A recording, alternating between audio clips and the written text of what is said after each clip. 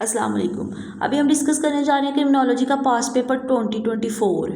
ठीक है, तो पहला क्वेश्चन हमारे पास है concept of crime as a social problem. Crime को एज अ सोशल प्रॉब्लम जो है वो डिस्क्राइब करें।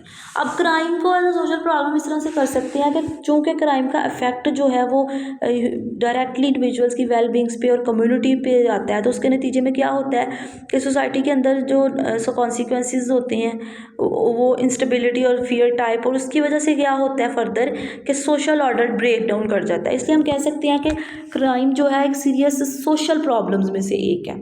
ठीक है, तो चलिए हम देखते हैं कि कैसे सोशल प्रॉब्लम्स में से एक है। इसके लिए हमें क्या करना पड़ेगा, हमें पढ़ना पड़ेगा कि क्राइम का सोसाइटी के ऊपर इम्पैक्ट क्या होता है। सबसे पहले तो ये फियर एंड इनसिक्योरिटी। जिन सोसाइटीज़ के अंदर क्रिमिनल रेट बढ़ता जाए वहाँ पे लोगों के अंदर फियर एंड इनसिक्योरिटी ज़्यादा हो जाती है। ठीक है, इन फियर और इनसिक्योरिटी की वजह से सोशल इंटरेक्शंस और कम्युनिटी इंगेजमेंट भी इफेक्ट होते हैं। ठीक है, फिर इकोनॉमिक कॉन्सिक्वेंसेज है। क्राइम जो है उसके एक सिग्निफिकेंट इकोनॉमिक इम्पैक्ट्स आ सकते हैं सोसाइटी पे। जब इकोनॉमिक इम्पैक्ट आते हैं तो वो इंडिविजुअल्स पे नहीं आते, वो हमेशा सोसाइटी पे आते हैं। ठीक है, सोशल डिसरप्शन है। सोशल जो स्ट्रक्चर है वो डिस्टर्ब हो जाता है, डिवीजन्स बन जाती हैं कम्युनिटीज़ के विद इन द कम्युनिटीज़। ठीक है, विक्टिम्स जो है वो आइसोलेट या स्टिग्मेटाइज कर दिए जाते हैं। तो इसके नतीजे में क्या होता है कि सोशल एक जो स्ट्रक्चर है, सोशल कल्चर है, वो डिस्ट्रॉय हो जाता है। ठीक है, अब हम देखते हैं perception of crime as a social problem across different societies के अंदर क्राइम को एज अ सोशल प्रॉब्लम कैसे देखा जाता है। सबसे पहले हमारे पास कल्चरल कॉन्टेक्स्ट है। In some societies crime may be perceived as a result of individual findings while in others it may be viewed as a consequences of social structures and equalities. Different societies का जो है ना, different cultures का वो crime के हवाले से different point of view है। कुछ सोसाइटीज़ ये समझती हैं कि क्राइम जो है वो इंडिविजुअल फेलिंग्स की वजह से होते हैं, और कुछ ये समझती हैं कि सोशल स्ट्रक्चर्स और इनक्वालिटीज़ की वजह से क्राइम होता है। ठीक है, फिर नेक्स्ट इकोनॉमिक कंडीशंस हैं। In economically advantages area crime may be viewed as a survival strategy, यानी कि एक ऐसा इकोनॉमिकली डिस्ट्रॉयड सोसाइटी है वहाँ पे क्राइम को जो है ना वो एक सर्वाइवल स्ट्रेटजी के तौर पे भी लिया जा सकते हैं। और ऐसी जो स्ट्रेटजीज होती है वहाँ पे क्रिमिनल बिहेवियर के लिए एम्पैथेटिक अंडरस्टैंडिंग्स होती हैं। ठीक है, नेक्स्ट है media representation. Media portrayals of crime can shape public perception. Sensationalization reporting may lead to heightened fears and a perception of crime as rampant, while more balanced reporting can foster understanding of underlying issues. यानी कि media जब crime को portrait करता है ना, तो public perception उसकी crime के हवाले से बेहतर होती है। नेक्स्ट हमारे पास है political climate. Societal attitudes towards crime can also very based on political agendas. Political agendas कैसे होते हैं वो डिसाइड करता है कि क्राइम की तरफ सोसाइटल एटीट्यूड्स क्या होंगे। ठीक है, नेक्स्ट है हमारे पास लेबलिंग थेरी। इसको हम एक्सप्लेन करें तो ये कहती है कि जो लेबल सोसाइटी इंडिविजुअल्स को देती है लगा देती है ना उसके ऊपर, वो इन्फ्लुएंस कर सकता है उनके बिहेवियर को। ठीक है, और यही बिहेवियर क्रिमिनल भी हो सकता है। ठीक है, अगर हम बात करें इसकी, यानी कि इस तरह से आम लफ्ज़ों में हम अगर कहें तो कहता है कि सोसाइटी जब भी किसी भी बिहेवियर को लेबल करती है, ठीक है, तो उसके क्या होता है कि जब वो किसी को लेबल करती है ना, तो वो जो लेबल है वो उसके बिहेवियर और सेल्फ आइडेंटिफिकेशन को यानी इफ़ेक्ट करता है। तो वो जो बिहेवियर कॉज हो रहा है वो एक क्राइम भी हो सकता है। ठीक है, क्रिमिनल बिहेवियर भी हो सकता है। अब हम बात करते हैं इफेक्ट्स ऑन यूथ पे। सेल्फ फुलफिलिंग प्रोफेसी है। वंस लेबल्ड, अगर अब डेलिक्वेंट्स को लेबल कर दिया जाए या यूथ को, तो वो जो है ना क्रिमिनल बिहेवियर में आगे बढ़ सकते हैं, ज़्यादा कर सकते हैं। मतलब कि वो कहते हैं ऐसे तो फिर ऐसे ही सही।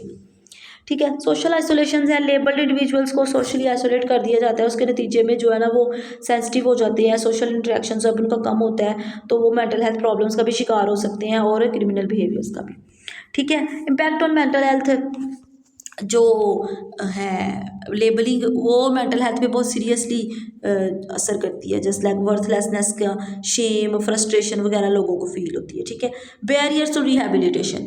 यूथ जो है, जो जिनको डेलिक्वेंट्स या क्रिमिनल्स लेबल कर दिया जाए, वो रिहेबिलिटेशन प्रोग्राम्स को जो है ना उसको साथ नहीं देते। ठीक है, उस पर प्रॉपरली इन्वॉल्व नहीं होते, रिस्पॉन्स नहीं करते, तो उसके नतीजे में जो है ना वो एक रिहेबिलिटेशन का जो प्रोसेस है वो स्लो डाउन हो जाता है। ठीक है, रेमेडीज़ क्या हो सकती है, लेबलिंग को ख़त्म कैसे किया जा सकता है। एजुकेशन एंड अवेयरनेस के ज़रिए लोगों को एजुकेट किया जाए about the consequences of labelling, ठीक है, स्टिग्मास को इस तरह हम रिड्यूस कर सकते हैं। नेक्स्ट हमारे पास डाइवर्शन प्रोग्राम्स इंट्रोड्यूस करवाए जाएं। ये डाइवर्शन प्रोग्राम्स जो है ना, ये यूथ को रीडायरेक्ट करने के लिए होते हैं, ठीक है, फॉर्मल जस्टिस सिस्टम की तरफ, ठीक है, और ये लेबलिंग को कम कर सकते हैं। पॉजिटिव रीइंफोर्समेंट दिया जाए लोगों को, जो है ना वो उनकी जो उन हेल्थी आइडेंटिटीज़ को डेवलप करने में हेल्प किया जाए, ठीक है। फिर फैमिली सपोर्ट्स देनी जानी चाहिए। ऐसे लोग जिनको लेबलाइज कर दिया जाता है तो उनके लिए फैमिली काउंसलिंग और रिसोर्सेज प्रोवाइड करना बहुत ज़रूरी है, ठीक है। नेक्स्ट हमारे पास क्वेश्चन है जुवेनाइल डेलिक्वेंसी। डेफिनेशन ऑफ जुवेनाइल डेलिक्वेंसी हम पढ़ चुके हैं, इसको हम जो है ना ओवरऑल एक दफ़ा बस देखते हैं।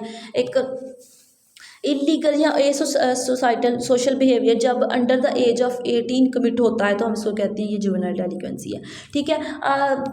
तो अब देखते हैं जुवेनाइल डेलिक्वेंसी की तरफ कौन से फैक्टर्स लेके जाते हैं। सबसे पहले तो सोशो इकोनॉमिक फैक्टर्स हैं, जस्ट लाइक पावर्टी। अगर चाइल्डहुड के अंदर लोग जो है वो बहुत ज़्यादा पावर्टी का सामना करना पड़े तो लोग जो है जो बच्चे हैं वो जुवेनाइल डेलिक्वेंसी की तरफ जा सकते हैं, ठीक है। फैमिली स्ट्रक्चर, इसमें फैमिली की इकोनॉमिक स्ट्रेस आ जाता है, सिंगल पेरेंट्स वगैरह, ठीक है। फैमिली का जो भी स्ट्रक्चर है, नेग्लेक्शन वाला है या एक्सेप्टेंस वाला है, वो डिसाइड करता है इसके एनवायरनमेंट जो है ना वो अगर तो नेगेटिव हो तो फैमिली सपोर्ट स्ट्रक्चर नेगेटिव हो तो it increase the risk of delinquency, ठीक है। फिर डेमोग्राफिक कुछ फैक्टर्स हैं जैसे एज एंड जेंडर है, ठीक है। फॉर्मली जो यंग मेल्स हैं वो ज़्यादा इंगेज होते हैं डेलिक्वेंट बिहेवियर्स पे एज़ कम्पेयर टू फीमेल्स, ठीक है। तो एज रिलेटेड फैक्टर्स भी कुछ हैं इस तरह से, ठीक है। एथनिसिटी है इसमें, माइनॉरिटी यूथ में experience systematic inequalities, social marginalisation ETC।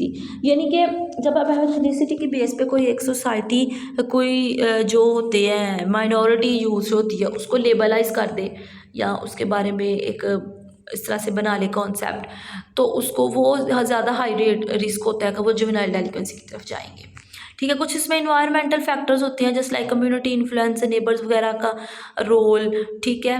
Neighbours जो हाई क्राइम रेट, अगर नेबर्स में आपके हाई क्राइम रेट है, ठीक है, लैक ऑफ सुपरविजन है, लिमिटेड रिक्रिएशनल अपॉर्चुनिटीज़ वगैरह है, तो ये भी मोटिवेट कर सकता है चिल्ड्रन को, यंगस्टर्स को कि वो डेलिक्वेंट बिहेवियर्स की तरफ जाएँ, ठीक है। फिर कुछ पीयर प्रेशर होता है। ये जो एज होती है ना अंडर 18, ये कैसी एज होती है इसमें पीयर प्रेशर बहुत ज़्यादा होता है। तो अगर पीयर्स इस तरह के होंगे जो क्रिमिनल एक्टिविटीज़ में इन्वॉल्व होंगे तो ज़ाहिर है फिर बच्चा जो है वो खुद भी जुवेनाइल डेलिक्वेंसी की तरफ चला जाएगा, ठीक है। नेक्स्ट क्वेश्चन है role of rehabilitation centres in reformative treatment of criminals.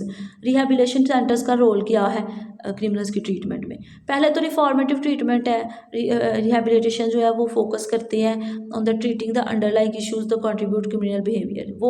वो चीज़ें जो क्रिमिनल बिहेवियर को कंट्रीब्यूट कर रही हैं उसको पैदा करती है, उसको उसकी जो ट्रीट के लिए रिहैबिलिटेशन ज़रूरी है, just like drug addiction, mental health disorders, socio economic challenges ETC, ठीक है। नेक्स्ट इसमें आता रोल जो आता है वो होता है स्किल डेवलपमेंट।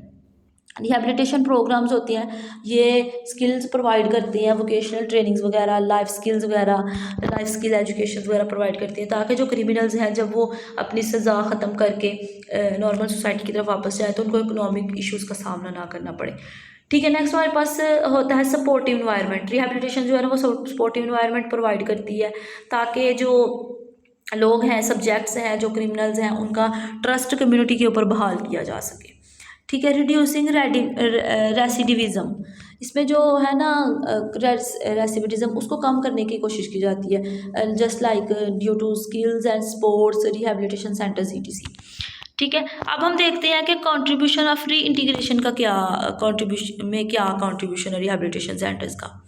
ट्रांजिशन सपोर्ट है, रिहैबिलिटेशन सेंटर्स जो है वो ट्रांजिशन सपोर्ट्स प्रोवाइड करते हैं to assist offenders in adjusting life outside of prison. जो आउटसाइड ऑफ प्रिजन के बाहर जो लाइफ है उसको कंपनसेट करने के लिए इसमें ट्रांजिशन सपोर्ट जो दी जाती है। Mentoring and follow up rehabilitation जो है वो मेंटोर्स प्रोवाइड कर मोनिटर करता है और फॉलो अप करता है जो है ना क्रिमिनल्स उनको, ठीक है। कम्युनिटी इंगेजमेंट है इसमें होती है कम्युनिटी इंगेजमेंट बहुत ज़रूरी है रिहेबिलिटेशन जो प्रोसेस है उसके लिए, ताकि ट्रस्ट को रीबिल्ड किया जा सके, रिलेशनशिप्स को रीबिल्ड किया जा सके। ठीक है, नेक्स्ट क्वेश्चन हमारे पास है, enumerate and explain the key principles to guide effective criminal investigations. How do these principles contribute to the success of investigation? इसके क्रिमिनल इन्वेस्टिगेशन के प्रिंसिपल्स भी हमारे पास ऑलमोस्ट हर पेपर में आए हुए हैं, तो उसको हम जो है ना बस ओवरऑल देख लेते हैं। पहला प्रिंसिपल है प्रिजर्वेशन ऑफ एविडेंस, एविडेंस को प्रॉपरली प्रिजर्व करना, ठीक है, उसको एक्सप्लेन करना, और जो है ना उसमें ये सक्सेस में बड़ा इंपॉर्टेंट होता है सक्सेसफुल इन्वेस्टिगेशन में। फिर ऑब्जेक्टिव इन्वेस्टिगेशन होनी चाहिए, हर तरह की जो सपोर्ट है या बायसेस है उससे इन्वेस्टिगेटर को आज़ाद होना चाहिए, ठीक है। एविडेंसेस को, चाहे वो किसी के सपोर्ट में जा रहे हैं, किसी की मुखालफत में जा रहे हैं, वो उनको जो है ना वो गैदर करना चाहिए, ठीक है। थारो डॉक्यूमेंटेशन होनी चाहिए, डिटेल्ड रिकॉर्ड्स होने चाहिए जो भी इन्वेस्टिगेशन में सामने आया है, witnesses, statements, evidence collection, ETC सब का, ठीक है। फिर use of technology and forensic sciences है। मॉडर्न डे में अपनी इन्वेस्टिगेशन को मज़ीद इफेक्टिव बनाने के लिए आपको जो modern technology just like DNA analysis, digital forensic वगैरह यूज़ करने की ज़रूरत है, ठीक है। कंट्रीब्यूशन उसके बाद जो है कोलैबोरेशन एंड कोऑर्डिनेशन होनी चाहिए।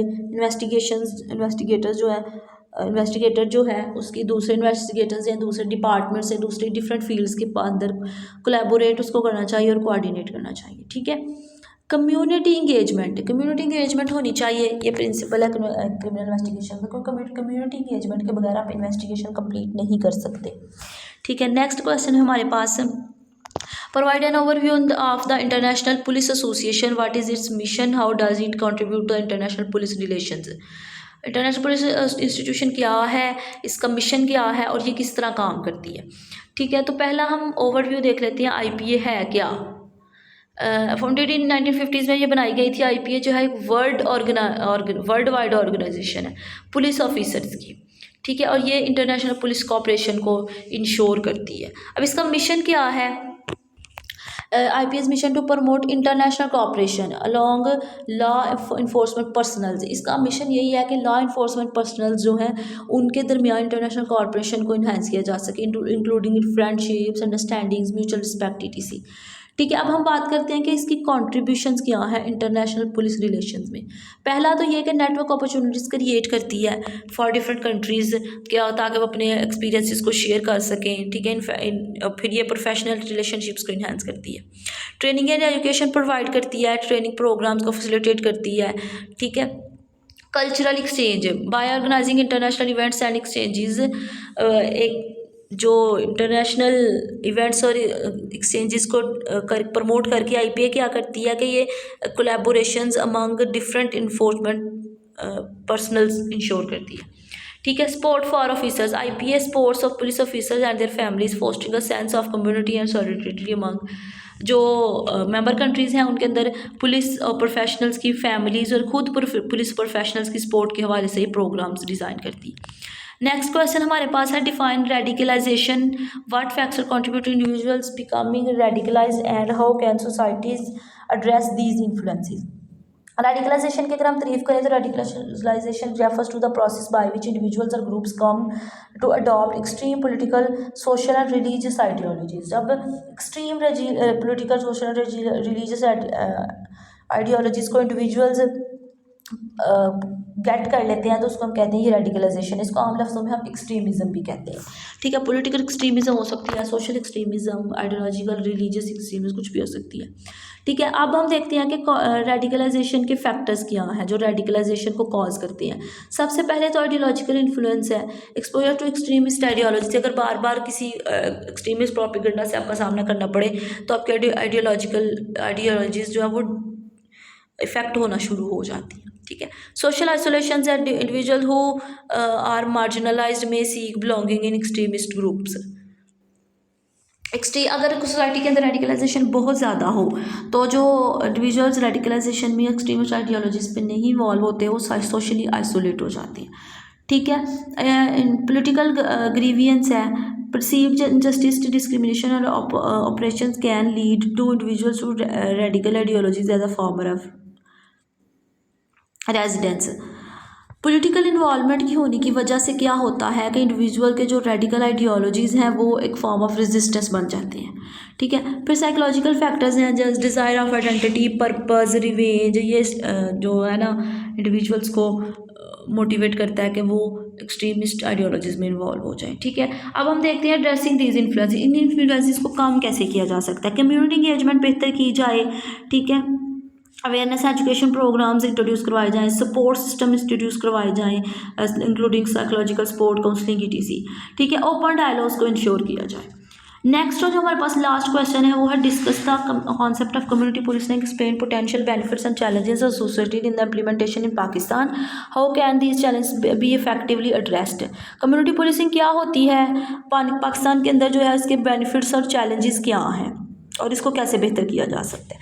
तो कम्युनिटी पुलिसिंग जो है एक स्ट्रेटजी होती है जब एक लॉ इन्फोर्समेंट एजेंसीज और कम्युनिटीज़ के जो कम्युनिटी मेंबर्स हैं उनके दरमियान जो है वे कोलैबोरेशन की जाए ताकि वो सोशल डिसऑर्डर के प्रॉब्लम्स को सॉल्व कर सकें। अब इसके बेनिफिट्स देखते हैं पाकिस्तान में क्या है। पहला तो ये कि इम्प्रूव्ड ट्रस्ट है। हम जानते हैं कि पुलिस डिपार्टमेंट के अंदर ऊपर पाकिस्तान के अंदर बहुत कम ट्रस्ट किया जाता है, लेकिन कम्युनिटी पुलिस जो है ना ये इस ट्रस्ट को इन्हेंस कर सकती है, ठीक है। इंक्रीज सेफ्टी, जब कम्युनिटीज़ इन्वॉल्व होती हैं तो प्रिवेंटिव मेजर्स ज़्यादा इफ़ेक्टिवली जो है ना उनको अपनाया जाता है। तो इससे क्या होता है कि कम्युनिटीज़ और सोसाइटीज़ की सेफ्टी बढ़ती है, ठीक है। नेक्स्ट है एम्पावरमेंट। कम्युनिटी मेंबर्स जो है ना वो जब एक्टिव रोल प्ले करते हैं डिसीजन मेकिंग में तो इससे क्या होता है कि वो उनके अंदर सेंस ऑफ रिस्पॉन्सिबिलिटी ज़्यादा स्ट्रॉन्ग होती है, ठीक है। बेटर रिसोर्स एलोकेशन, पुलिस जो है वो बेटरली कम्युनिटी को अंडरस्टैंड कर सकती है और अपने जो रिसोर्स इनको एलोकेट कर सकती है ताकि क्रिमिनल एक्टिविटीज़ को रोका जा सके, ठीक है। अब हम देखते हैं कि पाकिस्तान के अंदर जो कम्युनिटी पुलिसिंग है इसको किन प्रॉब्लम्स का, किन चैलेंजेस का सामना पड़ रहा है। पहले तो ये कि कल्चरल रेजिस्टेंस है, ठीक है। जो ट्रेडिशनल पुलिस में मेथड्स हैं उसको चेंज करना बहुत मुश्किल है क्योंकि लोग जो है ना उसको चेंज ही नहीं करना चाहते, ठीक है। फिर लेक ऑफ रिसोर्सेज है। कम्युनिटी पुलिसिंग के लिए पाकिस्तान की पुलिस डिपार्टमेंट के पास रिसोर्सेज की बहुत कमी है, ठीक है। फिर पब्लिक परसेप्शन है, डिस्ट्रस्ट, जो पुलिस डिपार्टमेंट के ऊपर डिस्ट्रस्ट या फियर है उसकी वजह से कम्युनिटी मेंबर्स इन्वॉल्व ही नहीं होना चाहते पुलिस के साथ किसी कोऑपरेशन या कोलैबोरेशन में, ठीक है। फिर ट्रेनिंग नीड्स है। पुलिस ऑफिसर्स को जो है ना कम्युनिटी पुलिसिंग के लिए स्पेशल ट्रेनिंग ज़रूरी होती है जो कि पाकिस्तान की पुलिसिंग को प्रोवाइड नहीं की जा गई, ठीक है। अब हम देखते हैं कि इन चैलेंजेस को एड्रेस कैसे किया जा सकता है, इनको ख़त्म कैसे किया जा सकता है। सबसे पहले तो ट्रेनिंग एंड एजुकेशन की ज़रूरत है, लोगों को अवेयरनेस प्रोग्राम्स, ट्रेनिंग प्रोग्राम्स चलाने की ज़रूरत है ताकि कम्युनिटी पुलिस को के अंदर लोगों को ज़्यादा से ज़्यादा इंगेज भी करवाया जाए और इस कल्चर को ज़्यादा से ज़्यादा प्रमोट किया जाए, ठीक है। Community involvement including community leaders, organisations, ठीक है। ये जब कम्युनिटी पुलिसिंग की इम्प्लीमेंटेशन और प्लानिंग में हेल्प करेंगी तो ये डे बाय डे लोग जो है कम्युनिटी पुलिसिंग को ज़्यादा सपोर्ट करेंगे, ठीक है। अब नेक्स्ट हमारे पास है इंक्रीज फंडिंग। गवर्नमेंट को चाहिए कि वो कम्युनिटी पुलिसिंग प्रोग्राम्स के अंदर मज़ीद इन्वेस्ट करें इनके इंफ्रास्ट्रक्चर बनाने के लिए, रिसोर्सेज वगैरह बनाने के लिए, ठीक है। लास्ट में है अवेयरनेस कंपेन्स चलानी चाहिए, पब्लिक को एजुकेट करना चाहिए कि कम्युनिटी पुलिसिंग क्यों ज़रूरी है और इसके बेनिफिट्स क्या हैं। So that was all about the criminology 2024 exam.